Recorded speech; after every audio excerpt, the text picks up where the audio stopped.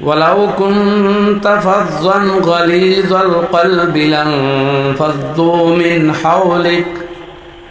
فاعف عنهم واستغفر لهم وشاورهم في الأمر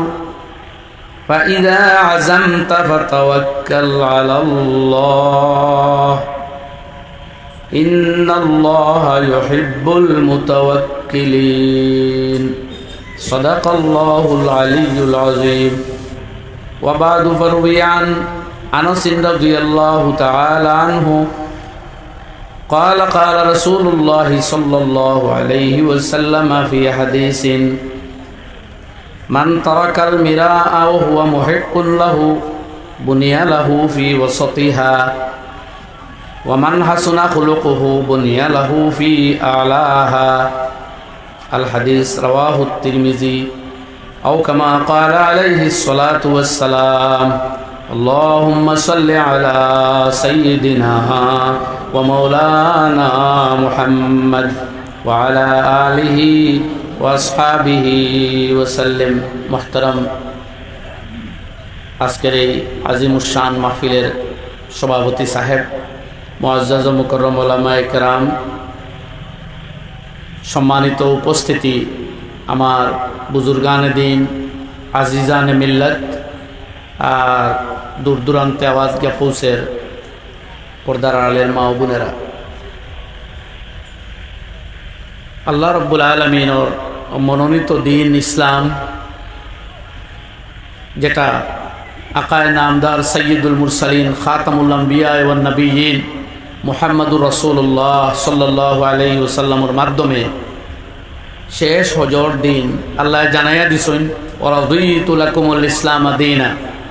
এক জগৎবাসী, এক পৃথিবীর মানুষ, তোমাদের জন্য আমি আল্লাহ রাব্বুল আলামিনের পছন্দকৃত মনোনীত জীবন বিধান ইসলাম। সেই ইসলামের ভিতরে আমরা একদিকে ইবাদত বন্দেগী, আল্লাহর গোলামি, আল্লাহ রাব্বুল আলামিনের আনুগত্য শিক্ষা পাই, তার নবী মুহাম্মদুর রাসূলুল্লাহ সাল্লাল্লাহু আলাইহি ওয়াসাল্লামের নির্দেশিত পথে আল্লাহরে কিভাবে ডাকা যায়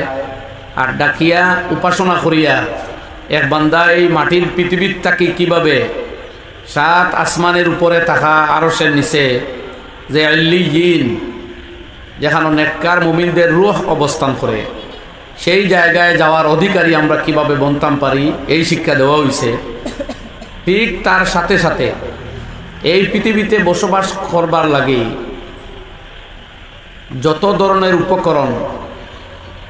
এই পৃথিবীতে বসবাস করতে গিয়ে যত জাতি গোষ্ঠী, যত সৃষ্ট জীব জন্তু, উদ্ভিদ, লতাপাতা, প্রত্যেক বস্তুর প্রতি আমাদের কি কর্তব্য এবং করণীয়, এই শিক্ষাও সমান্তরালভাবে দেওয়া হয়েছে। যখন এক মানুষের জিন্দগির মধ্যে আল্লাহর ইবাদত বন্দেগী, নবীজির সুন্নতের আনুগত্য, সুন্নতের অনুশীলন পাওয়া যাইব, এরপরেও হে পরিপূর্ণ মুসলমান হইতে গিয়া তার কর্তব্য হইল তার উপরে আরোপিত আল্লাহর দেওয়া অন্যান্য কর্তব্যাবলীরেও হে আমল করতে হইব। আমি আপনার সামনে কোরআনে করিমের এই মর্মে আয়াত তিলাওয়াত করছি, সূরা আলে ইমরান 149 149 নম্বর আয়াত। এই আয়াতে করিমার মধ্যে আল্লাহ জাল্লা শানুহু আম্মা নওয়ালুহু তার নবী মুহাম্মদুর রাসূলুল্লাহ সাল্লাল্লাহু আলাইহি ওয়াসাল্লামের উপরে যত এনামাত, যত ইহসান, যত হিদায়তের বাণীও বল দিছেন, তার মধ্যে বিশেষ করে গুরুত্ব দিয়ে এক জিনিস উল্লেখ করডা, ফাবিমা রাহমাতিম মিনাল্লাহি লিনতা লাহুম, আল্লাহর অপার করুণা, আল্লাহর অপার মহিমা, দয়া, অনুগ্রহ আর রহমত, মেহেরবানির খাতিরেও আপনি পৃথিবীর মানুষের সাথে নম্র স্বভাব প্রদর্শন করতেছেন। আয় নবী, আপনি যে মানুষের প্রতি এত কোমল স্বভাব, এত নম্র ব্যবহার,